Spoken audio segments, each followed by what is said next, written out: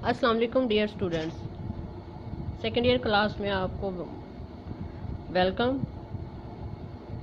मौजूदा सूरत हाल के पेश नज़र कोरोना की वबाई मरज़ से आपको और आपकी फैमिली को महफूज रखने के लिए आपकी ऑनलाइन क्लासेस का आगाज़ किया गया है। इस सिलसिले में मैथमेटिक्स का पार्ट सेकंड का ये आपका पहला लेक्चर है। उम्मीद है कि आप लोग अच्छे तरीके से इसको तैयार करेंगे, क्योंकि आपकी FSC के एग्ज़ाम्स का सारा इन्हिसार आप लोगों की सेकेंड ईयर की कारकर्दगी पर है। तो सब हम लोग आज 7th चैप्टर स्टार्ट करेंगे। 7th चैप्टर जो है वो हमारे पास वेक्टर से रिलेटेड है। तो वेक्टर जो है ये इसलिए शुरू किया है 7th चैप्टर के आप लोग ये पहले आपने थोड़ा सा पढ़ा हुआ है, तो ऑनलाइन क्लासेस का मेथड समझने के लिए थोड़ा सा इजी टॉपिक स्टार्ट किया गया है ताकि आप यूज़ टू हो जाएं। उसके बाद हम लोग थोड़े से कंसेप्चुअल की तरफ जाएंगे।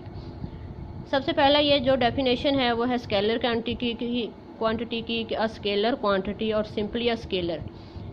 स्केलर क्या होता है? एक ऐसी क्वांटिटी जिसकी सिर्फ मैग्नीट्यूड होती है, जिसकी सिर्फ स्पेसिफाई हम लोग मैग्नीट्यूड लेते हैं, उसकी सिर्फ एक ही चीज़ होती है, वो हमारे पास जो है वो स्केलर कहलाती है। स्केलर क्वांटिटी और simply a scalar is one that only possesses magnitude. इसकी एग्जांपल्स में जो है वो आ जाता है मास आ जाता है, उसके बाद ये टाइम आ गया, density, temperature, length, volume, speed, ये सारी इसकी एग्जांपल्स आ गई, क्योंकि इनकी सबकी सिर्फ लेंथ मैग्नीट्यूड होती है।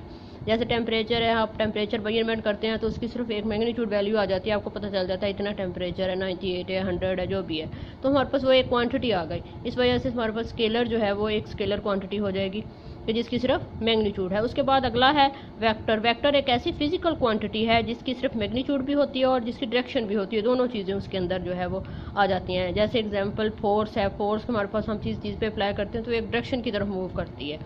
उसके बाद वेट है, जब हम वेट ऊपर को उठाते हैं तो उसका वेट फोर्स ऑफ ग्रेविटी की वजह से उसकी डायरेक्शन जो है वो नीचे को होती है। मोमेंटम है, इलेक्ट्रिसिटी है, बिजली है, तो उसका एक फ़्लो होता है कि उसकी एक डायरेक्शन होती है कि जब आप करंट छोड़ते हैं तो उसका हमारे पास एक फ़्लो आ जाएगा। ये नीचे इसकी एग्जांपल्स जो हैं वो हमारे पास दी हुई हैं। तो ये वेक्टर एक ऐसी क्वांटिटी है जिसकी मैग्नीट्यूड भी है और जिसकी डायरेक्शन भी है। उसके बाद है ज्योमेट्रिकल इंटरप्रिटेशन ऑफ वेक्टर के वेक्टर जो है वो अगर हम फिजिकली देखें तो हमारे पास वेक्टर ज्योमेट्रिकली जो है वो क्या होता है कि हमारे पास फ़र्ज़ करें ए जैसे ये उन्होंने दिया हुआ है ये चीज़ कि हम लोग यहाँ से अप्लाई करते हैं तो ये हमारे पास जहाँ से वो चीज़ स्टार्ट हो रही है वो रीजन आ जाएगी, दूसरी उसकी डायरेक्शन हो जाएगी, तो ये हमारे पास उसकी फिजिकली आ गई। Geometrically a vector is represented by a directed line segment. जैसे अगर हमारे पास हम एक उसको ले लें, वेक्टर को ले लें, तो हमारे पास ये आ गया, ये हमारे पास ओरिजिन आ जाएगा, तो ये हमारे पास पॉइंट है जिसकी तरफ जा रहा है। तो अगर हम यूँ डायरेक्टेड लाइन सेगमेंट बना दें ओ और ये ए ले लें तो हमारे पास ये जो ओ ए हो जाएगा ये हमारे पास एक वेक्टर आ जाएगा। उसके ऊपर हम ये डायरेक्टेड लाइन लगा देंगे, डायरेक्टेड लाइन का मतलब जिसकी डायरेक्शन होती है, हम लोग ये साइन लगा देंगे तो हमारे पास वहाँ से हमें ये क्लियर हो जाएगा कि हमारे पास ये एक वेक्टर क्वान्टिटी है। A vector is represented by a directed line segment AB with, यहाँ पे मैंने यहाँ पे OA लिया है। OA जब हम लोग लेंगे तो हमारे पास OA में हमारे पास क्या हो जाएगा, उसका जो इनिशियल पॉइंट है OA, इनिशियल पॉइंट जहाँ से वो वेक्टर स्टार्ट हो रहा है वो O है, और उसका जो टर्मिनल पॉइंट है जहाँ पे वो वेक्टर जो है वो एंड हो रहा है वो हमारे पास जो है वो क्या आ जाएगा, A आ जाएगा।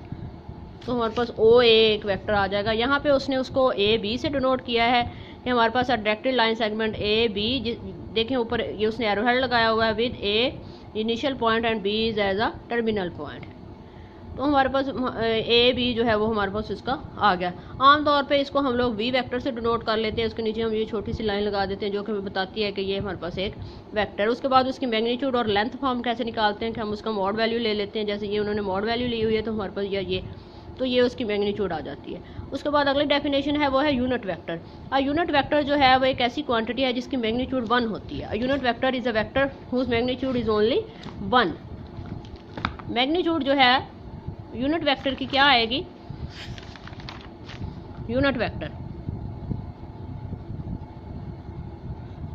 कि ऐसा वेक्टर को हमने ए बी से डिनोट किया है या हमने वी से डिनोट किया है, तो ऐसा वेक्टर जिसकी मैग्नीट्यूड जो है इसको वी मैग्नीट्यूड भी लिखा जा सकता है, which is only equal to 1, that is called a unit vector. अगर हम इसको कैलकुलेट करना चाहें, हमें एक वेक्टर v दिया हुआ है और कहा गया है कि उसका वेक्टर मैग्नीट्यूड उसके यूनिट वेक्टर निकाले, तो हम कैसे निकालते हैं कि v यूनिट वेक्टर को हम ये हेड से डिनोट, इसके ऊपर इस तरीके से हम हेड लिखते हैं, is equal to v vector over v vector magnitude. कोई वेक्टर उसकी वेक्टर की मैग्नीट्यूड अगर हम इसको डिवाइड कर देंगे तो हमारे पास उसका यूनिट वेक्टर जो है वो निकल आएगा। ये यूनिट वेक्टर जो है वो भी हमारे पास उसकी डायरेक्शन फॉर्म आ जाएगी।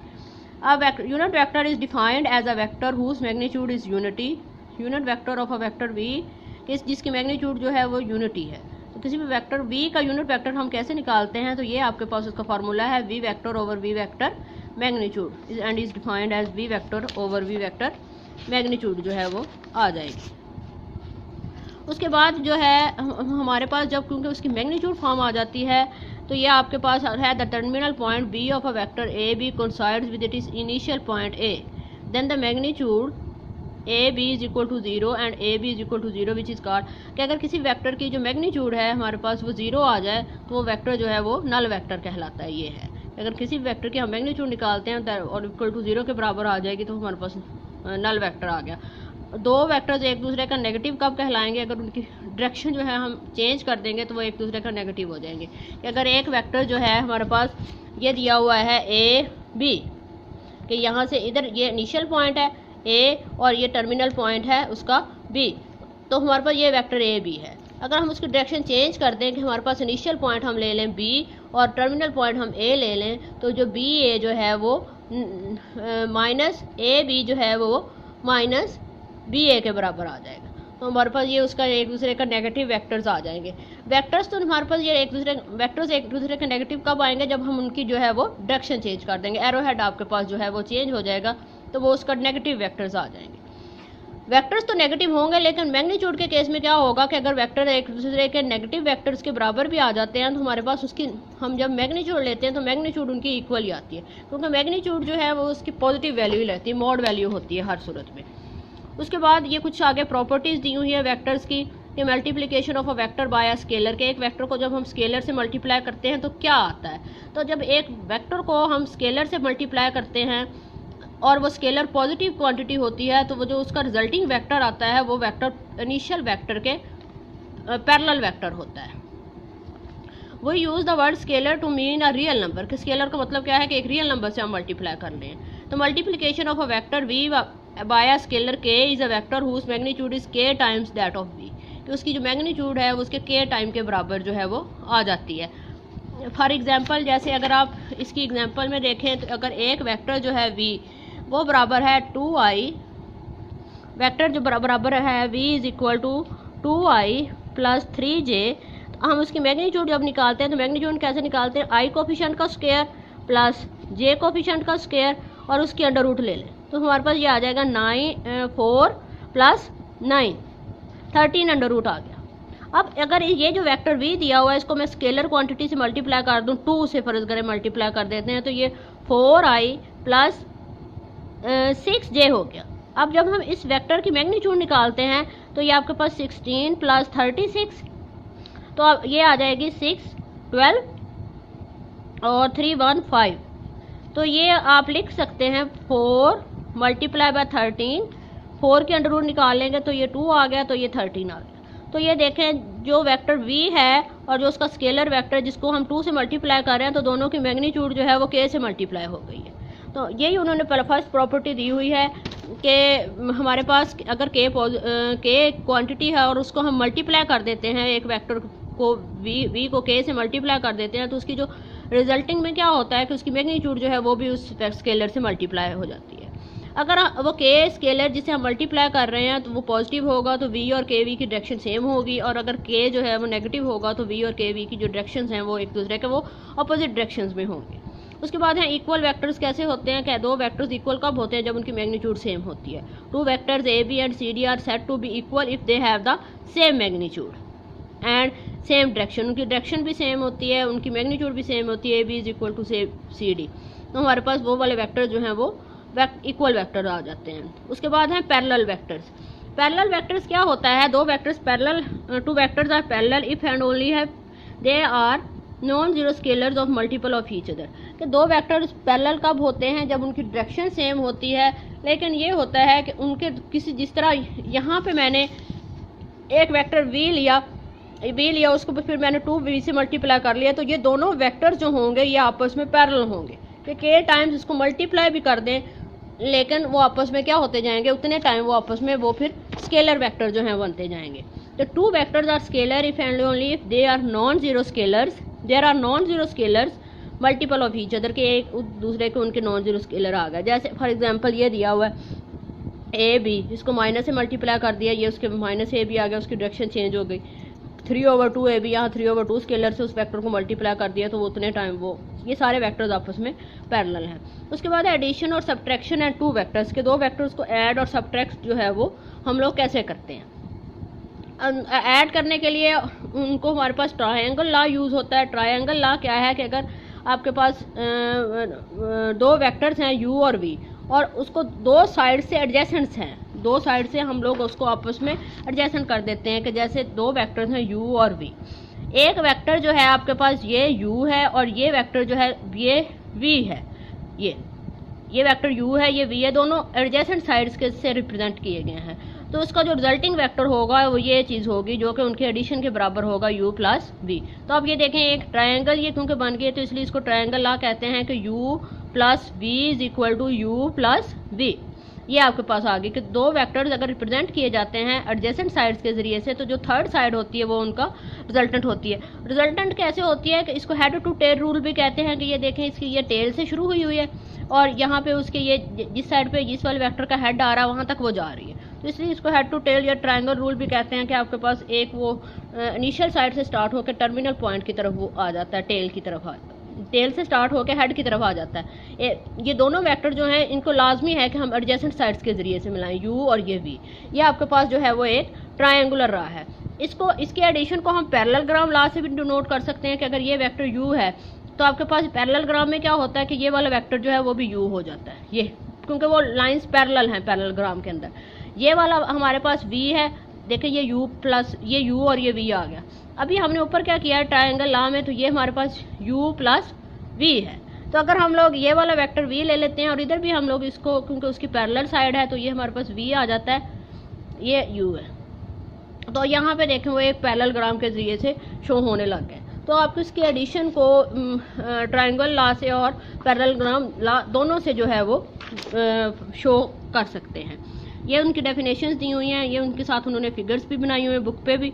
If two vectors u and v are represented by two sides a b and b c of a triangle such that the terminal point of u, ये देखें ये u की जो टर्मिनल पॉइंट है वो अगले वेक्टर की इनिशियल पॉइंट से वो कंसाइड की गई है, coincides with the initial point of v then the third side ac। ये हमारे पास ac की थर्ड साइड है, तो ये हमारे पास टोटल जो है वो हमारे पास उसको सम दे देगी u प्लस v, तो हमारे पास ये आ जाएगा a b plus b c is equal to a c is equal to u plus v is equal to a c। उसके बाद नेक्स्ट ये पैरेललोग्राम लॉ के जरिए उन्होंने बताया हुआ है, ये देखें ये पैरेललोग्राम बनाई हुई है कि अगर ये वेक्टर आपके पास ये वेक्टर इस वेक्टर के पैरेलल आ जाएगा और ये वाला वेक्टर जो है वो इस वेक्टर के पैरेलल, तो ये हमारे पास उसके दरमियान में ये उसके एडिशन वाला बन जाएगा। ये दिया हुआ है सारा, ये आपके पास पैरेललोग्राम। उसके बाद इसी तरीके से उनकी सब्ट्रैक्शन दी हुई है, सब्ट्रैक्शन में आप उसका चेंज कर देते हैं उसकी डायरेक्शन जो है। जैसे अगर आपके पास ये वाला वेक्टर है देखें ए सी और ये ए बी है तो उसकी ये वाली जो चीज़ साइड है वो उसकी डिफरेंस के बराबर आ जाएगी, सब्ट्रैक्शन के बराबर आ जाएगी। ये इसको मज़ीद आप इसकी थ्योरी जो है वो यहाँ से पढ़ के तो आप इसका ये आपको कंसेप्ट जो है वो मज़ीद क्लियर हो जाएगा। उसके बाद अगला जो है वो पोजीशन वेक्टर है कि किसी भी वेक्टर का जो पोजीशन वेक्टर है वो क्या होता है। The vector whose initial point is the origin, कि ऐसा वेक्टर जिसका ये देखें ओरिजिन जो है उसका इनिशियल पॉइंट दिया हुआ है, ये उसका टर्मिनल पॉइंट है, तो ये जो O और P बनेगा ये आपके पास उसका पोजीशन वेक्टर कहलाएगा।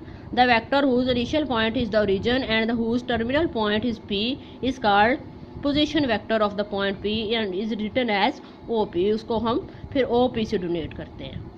ये फिर उसके बाद आगे दिया हुआ है द पोजीशन वेक्टर, अगर एक वेक्टर उस A और B है, हम A का पोजीशन वेक्टर ले लेते हैं। जैसे ये देखें ए का पोजीशन वेक्टर हमने स्मॉल ए ले लिया, बी का पोजीशन वेक्टर हमने स्मॉल बी ले लिया। ये देखें O A is equal to A और O B is equal to B, O A plus A B, ये हमारे पास सारे दिए हुए हैं कि ये उसके डिफरेंस के बराबर आ गए। ट्रायंगल लॉ से triangle law of addition use करते हुए अलबत्ता ये पोजीशन वेक्टर होता क्या है कि अगर हमारे पास ओरिजिन से अगर हम स्टार्ट करते हैं, ओरिजिन उसका इनिशियल पॉइंट होता है, ये उसका टर्मिनल पॉइंट, तो जो ओ पी वेक्टर है वो किसी भी वेक्टर का जो है वो पोजीशन वेक्टर कहलाएगा। ये आज हम फ़िलहाल इसकी जो डेफिनेशंस वगैरह है वो इतनी ही करेंगे।